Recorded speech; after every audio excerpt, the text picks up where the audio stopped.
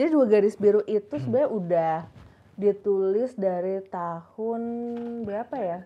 2009 kali. Wah, 2009? 2009 sempat Angga juga mau ngedirect, dibawa ke Paparwes. Paparwes suka banget, tapi kemudian mentok gue. Mentok tuh maksudnya? Mentoknya nggak bisa nulis aja, nggak bisa ngelanjutin. Dan sepanjang 10 tahun itu kayak gue menghindar dari Paparwes. Lama ya? Paparwes nawarin, oke, harus sutradara perempuan gini. Oke Pak, bagus. Siapa Pak kamu?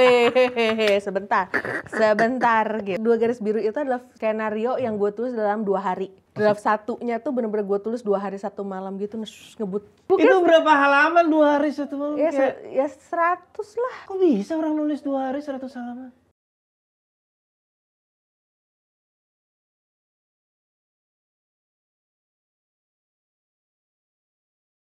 Selamat datang kembali di InFrame, sebuah bincang-bincang bersama para pelaku sinema, dan akhirnya kita sudah kedatangan Gina Esnur. Akhirnya susah banget mau dibawa ke sini ya, kalau nggak lagi prep, lagi syuting, lagi post. Ya emang susah. Emang iya. Maaf ya Nes. Nggak apa-apa loh, terima kasih sudah menyempatkan hadir. Kan gara-gara lo mau kesini gue jadi baca-baca tentang kisah hidup lo gitu, cari-cari riset-riset gitu. Lo lahir jauh juga ya Gin? Kenapa bisa lahir di Balikpapan sih? Gelap, nggak lucu ya. Aduh. Dark joke bang. Kenapa bisa lahir di sana? Karena orang tua gue asli dari jadi orang tua gue dua-duanya Banjar ya? Banjar, asli Kalimantan Timur. Bisa ngomong Banjar? Udah enggak, karena umur 10 tahun gue pindah ke Jakarta. Berarti gitu. Bokap nyokap dua-duanya orang Banjar ya? Bokap gue orang Berau, Sambaliung gitu. Nyokap gue Banjar. Wow, gue baru tahu loh Banjar. Emang lu pikir gue apa? Apa ya? Jawa kali ya. Mungkin apaan sih? Terlalu mayoritas. Terlalu mayoritas. Terus lu tuh dari dulu awal-awal memang gara-gara temen kuliah apa teman sekolah sih sama Angga tuh? Temen kuliah, temen SMA dan temen kuliah. SMA dan kuliah ya. Jadi makanya karya-karya awal tuh lu berduet ya, pernah jadi produser juga, pernah jadi penulis juga ya. Sampai akhirnya terakhir di Keluarga Cemara tuh ya. Jadi emang dari awal, tapi dari awal tuh memang lu lebih dinulis ya Gin ya? Enggak malah. Gue liat produce juga, tapi sempet ngedirect dokumenter tuh apaan tuh? Itu tugas karya akhir kuliah. Oh, bukan buat ini ya. Tapi gue suka sih dokumenter. Cita-cita gue kalau udah bercukup-cukupan nih semua, ada waktu cukup dan lain-lain, gue pengen. Suka banget gue dokumenter. Gue lebih suka nonton dokumenter gitu. Sebenarnya. Jadi lu main cita-cita bikin dokumenter? Tentang apa? Aduh, banyak nih. Gue banyak banget kepala gue. Banyak mau. Gina BM. Gina BM Esnur. Tapi kan penulis tuh yang menjadi apa ya, nama lo mulai menapak di industri itu kan penulis dulu kan. Bahkan sebelum married sama Aris, lo juga udah nulis duluan kan? Udah mulai nulis. Nah dari mana tuh, maksudnya celahnya bisa terbuka, bisa masuk ke industri itu dari mana Gin? Jadi awalnya kita tuh bikin film pendek, gue, Angga, ada Sukma, ada Bintang, ada Tepi. Yang masih di dunia film itu cuman gue, Angga, sama Tepi. Tepi ini tuh jadi chief marketingnya di Visinema gitu. Nah jadi kita awalnya dulu bikin film pendek kayak pas SMA, pas di zaman ADC. Jadi Mbak Mira, Mas Riri, Mas Rudi Sujarwo, Denisa Diswara tuh keliling-keliling gitu lah bikin workshop. Terus kita kayak, wow, ternyata film tuh bisa dibikin ya gitu. Nah, along the way terus bikin film, jadi kita bikin kayak bioskop mini gitu, terus orang-orang bayar, atau kita masukin ke festival film pendek biar dapat duit, akhirnya tuh yang diputar lah buat bikin film. Sampai ketika kuliah di Broadcast UI, itu lebih banyak lagi yang pada mau bikin film. Nah salah satunya tuh pada saat itu tuh ada close up movie competition. Nah close up movie competition ini tuh kita ngirim cerita dan akan jadi produsernya juga. Terus akhirnya masuklah satu judulnya Ladies Room gitu. I see.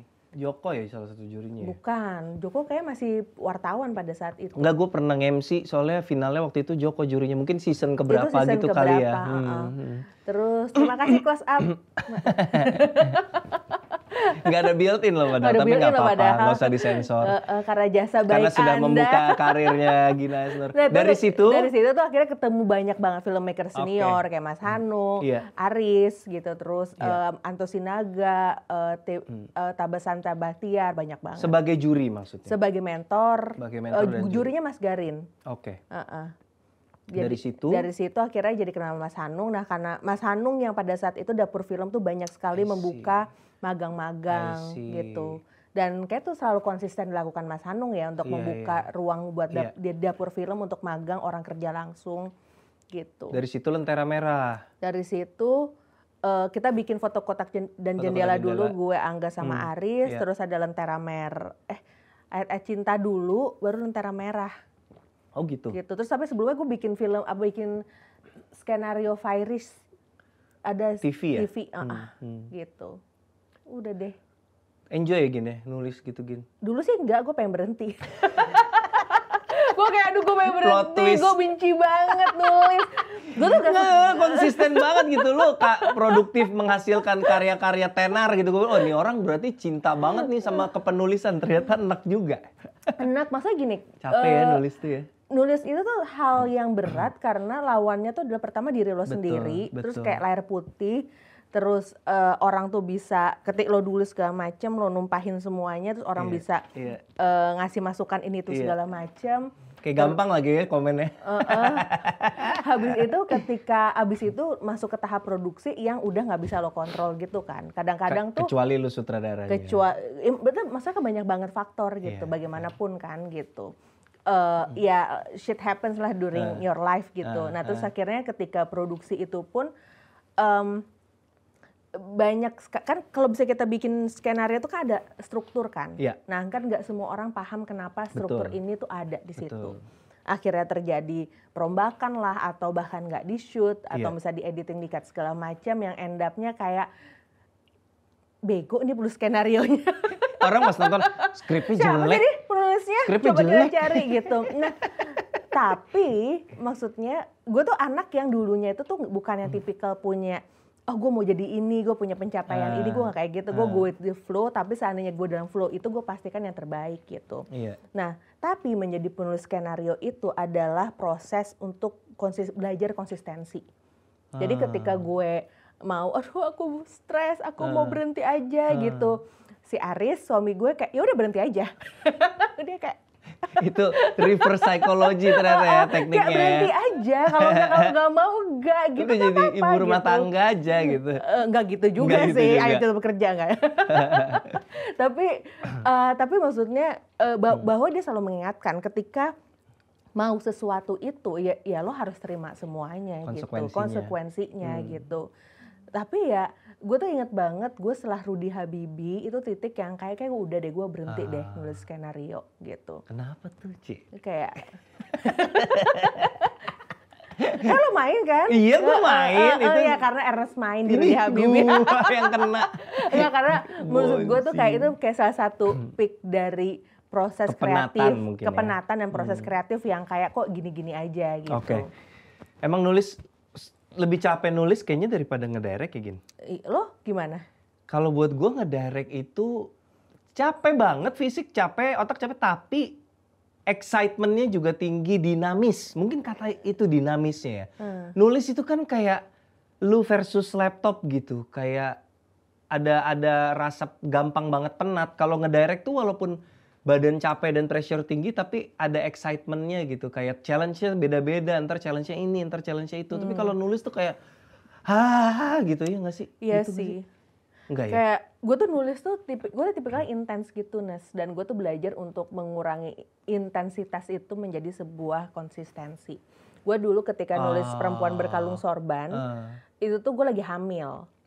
Saking gue intensnya nulis, gue tuh masuk rumah sakit. Karena kan itu ceritanya kan ngomongnya soal perempuan di pesantren, terus kemudian mengalami kekerasan, dinamikanya banyak gitu, dan gue lagi nulis dan gue sampai ini kontraksi dini, terus akhirnya dibawa ke rumah sakit gitu, saking gue too intense.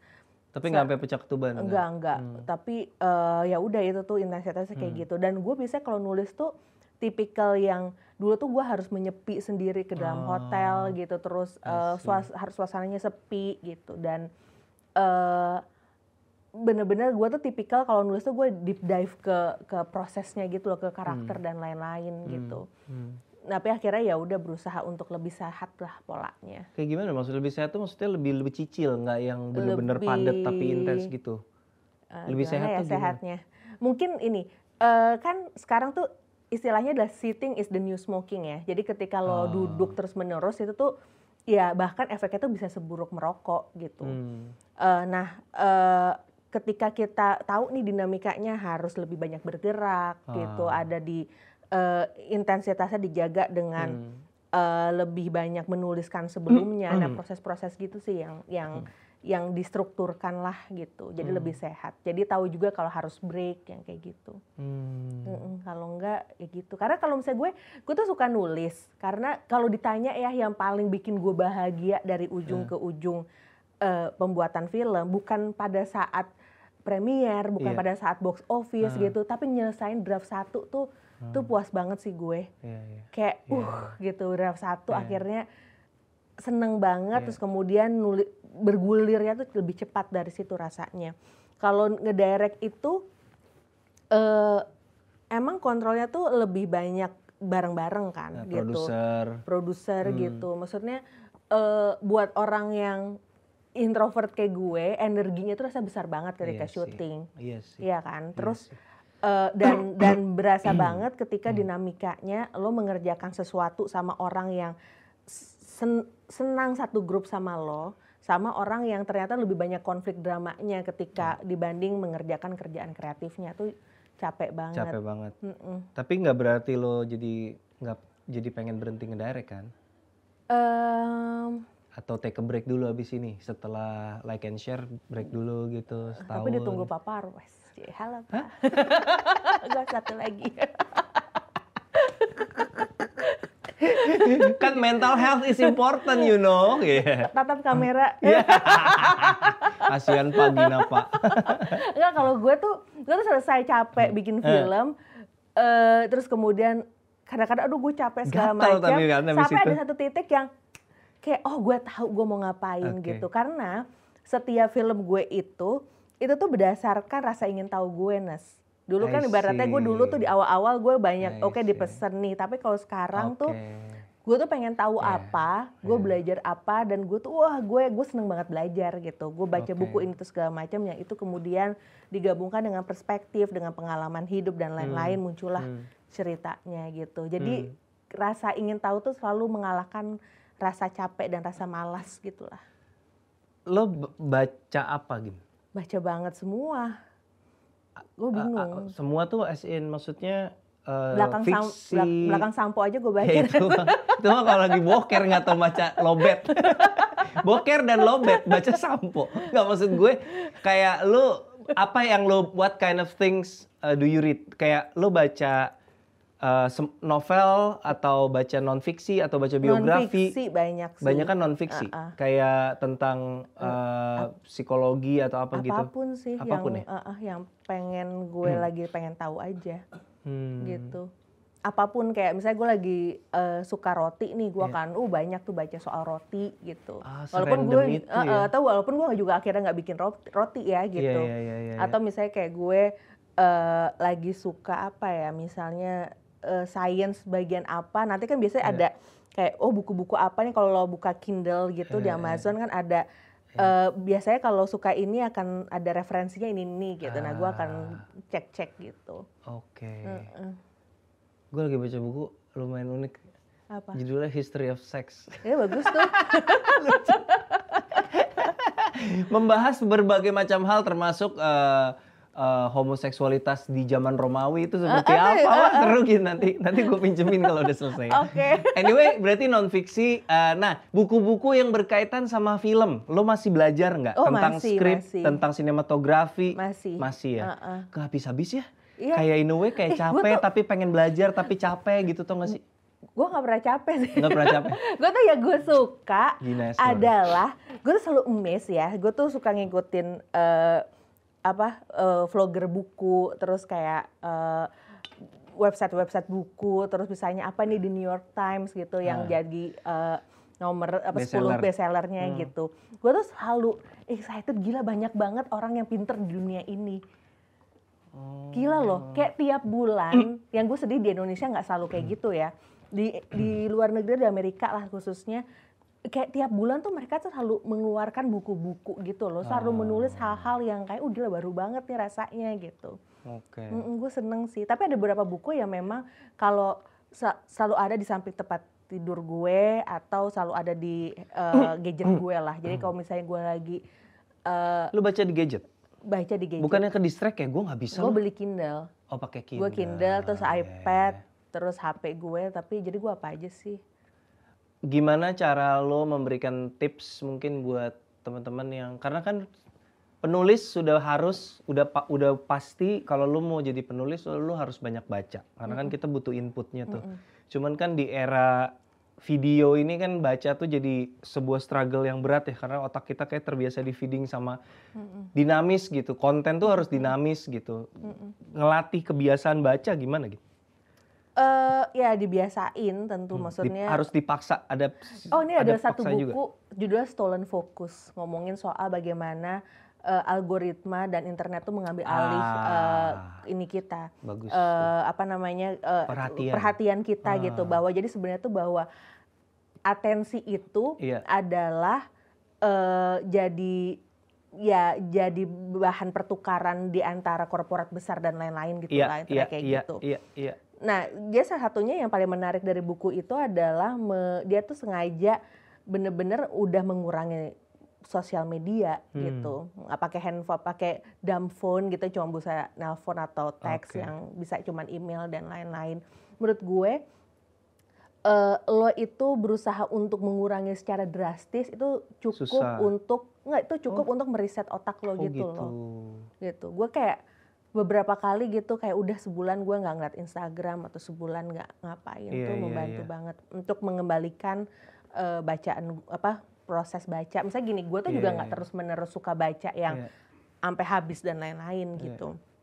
Ada juga misalnya kayak non fiksi setelah gue baca, oh ternyata nih nggak gitu menarik, gue juga tega gitu untuk nggak harus gue selesain, orang gue yang beli ngapain gue harus selesain kalau nggak oke gitu. Nah tapi ada juga kadang-kadang namanya tuh reading slump yang kita tuh udah gila kok gue jarang baca ya sekarang gitu. Nah biasanya pasti energi gue atau perhatian gue udah teralihkan sama sosial media gitu. Nah itu sih akhirnya kita harus sama aja kayak diet lah. Ibaratnya kalau udah mulai kalau nih kayak badan nggak enak ya kita diet ya kurang lebih kayak gitu. Kalau kita ngerasa atensi kita udah berantakan, yaitu waktunya untuk mengurangi hal-hal yang bisa mengambil alih atensi gitu. Tadi judulnya apa? Stolen Focus ya. Nah, teman-teman mungkin bisa lihat nanti sama ibu produser, mungkin covernya bisa tolong dipajang juga biar teman-teman yang mau belajar mengkalibrasi kembali fokusnya yang sudah terambil alih oleh algoritma. Bahkan gue pernah baca ada istilahnya kalau di industrinya mereka itu race to the bottom gitu. Jadi race to the bottom of the core of the brain. Jadi siapa yang lebih bisa influence kita subconsciously langsung ke otak gitu. Udah di mata tuh udah di bypass gitu, udah mainnya langsung ke otak gitu. Jadi gue tuh suka banget, misalnya membaca disclaimer gitu. Kalau misalnya kita install sesuatu gitu kan ada disclaimernya. Kadang-kadang gue ada baca, terus ada satu sosial media yang gue mau install tapi gue selalu ragu-ragu. Kenapa? Gitu, karena ini orang tuh edik banget sama sosial media ini. Tapi itu menariknya, saya kalau baca tuh di disclaimernya itu, mereka tuh bahkan bilang bahwa pola scrolling kita akan direkam sama mereka. Gila, jadi kayak lo scrolling terus berhenti, lo tuh dihitung berapa kali berhenti, berapa lama lo melihat gitu. Tapi kalau itu tanpa baca disclaimernya TikTok, bukannya memang kayak Instagram kan cara explore bekerja kan gitu kan, lo diem aja dia udah, lo suka yang begini, gue punya banyak gitu. Tapi bahkan the fact bahwa mereka sudah masukin ke disclaimer dan kita kayak accept aja, lo kayak wah gila, critical thinking kita dihilangin sama sekali ya gitu. Udah nggak usah install apa. Karena film gue yang terbaru, tapi si Like and Share ini, gue tuh dapat inspirasi dari TikTok. Salah satunya. Jadi gue tuh selalu melihat, sebenarnya kan algoritma tuh kita yang ngatur kan. kayak lo lagi pengen apa, lo suka apa gitu. Terus jangan jadi pasif lah ibaratnya gitu. Jadi gue selalu melihat TikTok ini tuh kayak dokumenter mini gitu loh. Dokumenter kehidupan. Dan orang tuh karena kayak pencitraannya tuh beda dari Instagram atau nggak marah-marah doang kayak Twitter gitu. Nah TikTok tuh kayak orang tuh bisa merekam dan being genuine gitu. Gue lucu ya gitu. Nah, nah salah satu tuh kayak biasa gitu tuh kalau misalnya ada satu lagu kita dengerin dari TikTok tuh lama-lama muncul terus-menerus kan. Sampai ada satu lagu, satu video, ada sebuah video yang anonimus gitu, cuman ngelihat langit-langit kamarnya aja. Dia bilang kalau ada anak cewek ini atau nggak at least dia mengaku perempuan gitu, kalau dia umur 18 tahun dan dia bersyukur karena dia sudah berhenti kecanduan pornografi selama 5 tahun. Gue ngitung kan kalau dia 18 kurang 5 berarti kan dari 13 tahun dia kecanduan gitu. Gue buka lah tuh si komen-komennya dan ternyata banyak banget yang kebingungan bagaimana menghilangkan kecanduan ini. Nah dari situ tuh gue jadi pengen tahu kenapa sih orang kecanduan. Kenapa orang kecanduan rokok, kecanduan alkohol, apa makanan gitu, dan termasuk pornografi gitu. Dan apa efeknya gitu. Dan setelah gue baca dan gue juga nonton gitu, kalau di YouTube kan banyak banget ya video-video bergizi gitu. Nah itu tuh ternyata ngomongin soal ada disconnection dalam dirinya gitu. Jadi kalau gak semuanya itu serta-merta karena mentalnya lemah atau emang korporasi dan lain-lain gitu. Tapi kadang-kadang juga karena lo tuh disconnected dan ketika ada orang kecanduan dan orang lain ngejauhin makin dia disconnected gitu, makin dia kecanduan. Nah gara-gara itu sih akhirnya gue jadi belajar, gue pengen tahu lagi gitu bagaimana sih kondisi saat ini, baca riset dan lain-lain. Hence dengan juga memasukkan pengalaman pribadi, kekhawatiran pribadi, muncullah Like and Share gitu. Kan tadi lo bilang film itu atau skenario lo tulis salah satu drive-nya adalah berdasarkan keingintahuan lo sama sebuah subject matter gitu. Kita masuk ke film pertama yang lo direct deh, 2 Garis Biru. Apa driving force-nya atau curiosity apa yang mengawali 2 Garis Biru? Jadi 2 Garis Biru itu sebenarnya udah ditulis dari tahun berapa ya? 2009 kali. Wah, 2009? 2009. Udah kayak gini belum? Belum. Tapi bibitnya udah sama gitu, 2009. Terus kemudian sempat Angga juga mau ngedirect, dibawa ke Papa Arwes. Papa Arwes suka banget, tapi kemudian mentok gue. Mentok tuh maksudnya? Mentoknya nggak bisa nulis aja, nggak bisa ngelanjutin. Tapi kayak udah jadi draftnya atau masih sinopsis gitu? Udah sampai sinopsis, terus gue sempat nulis bareng Rino sampai outline, nulis bareng Haki juga, banyak deh. Kayak oke, nulis bareng tapi kayak mentok terus gitu. Sampai akhirnya dan sepanjang 10 tahun itu kayak gue menghindar dari Papa Arwes. Lama ya? 10 tahun loh menghindarnya. Apa ya, 10 tahun gak sih? Gue lupa inget juga gitu. Nah tapi akhirnya sampai gue inget banget pulang FFI dari mana, Semarang atau apa, di Garuda. Dirgina, ayo kapan 2 Garis Biru? Karena Papa Arwes tuh yakin banget sama cerita itu. Sama ceritanya gitu. Terus akhirnya ya udah, akhirnya gue kayak udah gue nggak bisa lari kemana-mana lagi, biar enteng. Semarang berarti tuh udah lama juga, gini 2000 berapa? 14, 15? Gue lupa, banyak banget deh ya? Gitu. Pokoknya tuh berkali-kali lah Papa Arwes sampai di tahun 2000. Karena dia believe sama si konsep ini. Itu yang gue suka dari Papa Arwes sih. Itu he's a good producer gitu. Nah terus kemudian akhirnya ya udahlah gue berusaha nuliskannya. Terus kemudian dan akhirnya yang gue berusaha ulik itu adalah pengalaman gue sebagai seorang ibu gitu. Mungkin pada saat itu anak gue baru setahun, belum punya wisdom jadi seorang ibu selama like 10 years gitu. Dan anak gue yang kedua itu lahirnya dengan kondisi celah bibir langit, mulut, istilahnya bibir sumbing lah yang dikenal orang-orang gitu. Terus kan menarik ya, ketika lo sudah berusaha optimal jadi seorang ibu, lo minum vitamin, menjaga ini tuh segala macam, tiba-tiba bayi lo dalam bibir sumbing, terus kemudian lo baru tahu kalau ternyata nggak ada komunitas untuk membuat orang tua dan support system systemnya gitu. Terus akhirnya gue beberapa tahun kemudian gue bikin bersama beberapa orang tua yang lain gitu. Tapi gue menarik bahwa ternyata tuh di antara ketidakidealan itu selalu ada sisi yang baik gitu. Tapi satu sisi sebenarnya juga ada kegelisahan, kenapa ya seks begitu ditakuti sama banyak orang gitu. Padahal kan enak ya gitu. Kaget, nggak siap. Nggak siap. Lo kayak kita harus berani bilang bahwa seks itu tuh enak banget, dan karena itu harusnya enak banget, lo tuh harus mempelajari gimana cara tuh enak banget. Gimana cara enak banget kan lo harus respectful, lo harus menghargai satu sama lain, lo harus ketika melakukannya juga harus siap, tidak dalam pemaksaan. Ini sebagai orang yang baca History of Sex, deg-degan loh. Kagak, gue cuman nggak kaget, gue tuh nggak duga kalimat berikutnya tuh itu gitu loh, tiba-tiba enak banget, iya tapi saya nggak siap.